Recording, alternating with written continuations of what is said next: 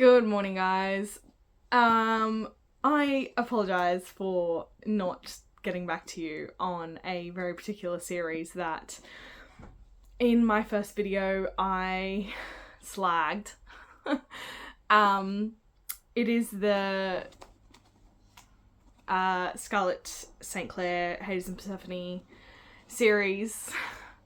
This mother stuff and book series. I can't. I've had this book for months and I cannot read it.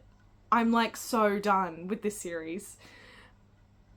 And, you know, I was talking to a friend and I was like, I can't get into the series. I don't know what it is. Like, is it because I'm not interested in like the Greek mythology stuff? Is it that like I'm sick of just the pointless sex scenes?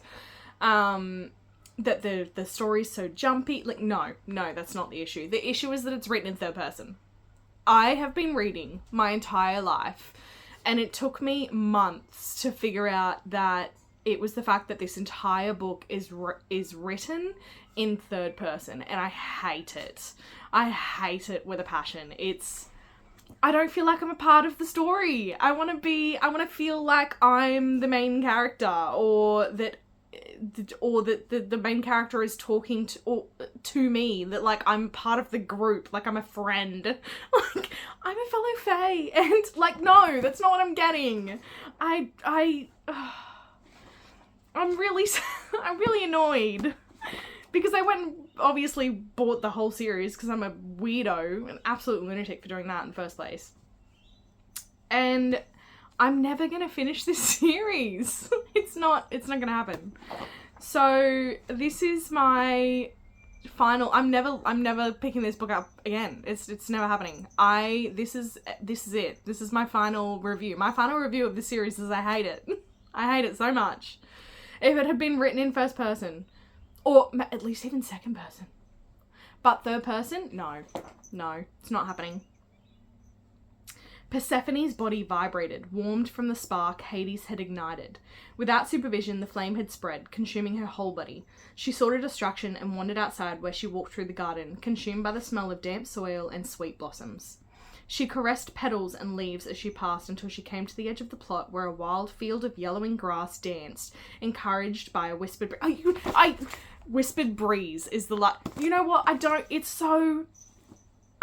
I think they call it prose, Prose. I think that's how you pronounce it. And it's that, like, the writing is so poetic that it's unreadable. And I had a similar issue with Tana Mafia, I think her name is, that did the...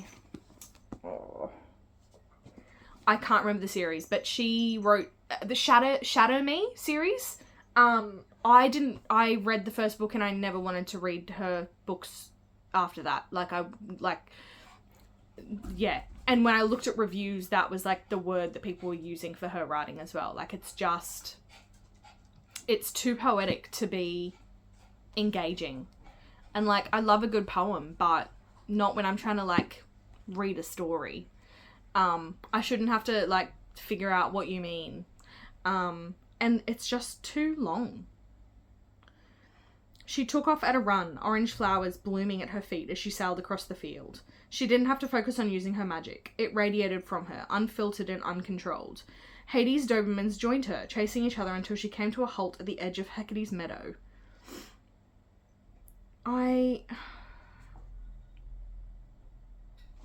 No. Even... The impious were a group of mortals who rejected the gods, choosing fairness, free will, and freedom over worship and sacrifice.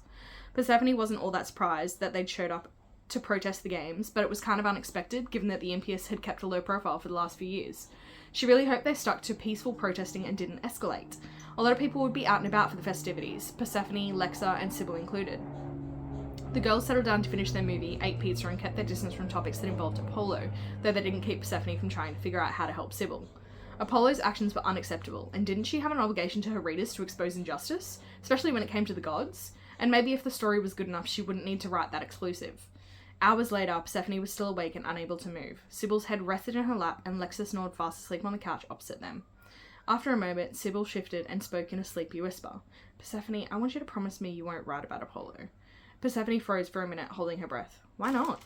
Because Apollo isn't Hades. Hades didn't care what people thought and was willing to listen to. That's not Apollo. Apollo covets his reputation. It's important to him as music. Then he shouldn't have punished you, Persephone answered. She felt Sybil's hand curl into the blanket around them. I'm asking you not to fight in my name, promise? Persephone didn't respond. The problem was, she was asking for a promise, and when a god promised, it was binding, unbreakable. It didn't matter that Sybil didn't know Persephone's divinity. She couldn't do it. After a moment, Sybil looked up, meeting her gaze. Persephone? I don't make promises, Sybil. Sybil frowned. I was afraid she'd say that. I don't know. Anyway. Final. Never looking at this book again. Never looking at this series again. I might maybe go back to Scarlet St. Clair if I can find another book that's not written in third person to see if her writing, to see if I actually enjoy her writing. Because I'm not saying that her writing's bad. I don't think that her writing's bad. I just think it's not my thing. So 0 out of 5 stars. Don't want to ever see it again. If you like this sort of writing, then check it out. You might like it. But hopefully you can join me again next time. I am in the process of having to move houses, so I am not going to be here for a little bit. I know it's already been too long between the last 2 videos, but so you know what's going on. I'm doing life, and it's getting in the way of me being able to sit and read. So this is me, and I hope you have a great day, and I'll catch you in the next one.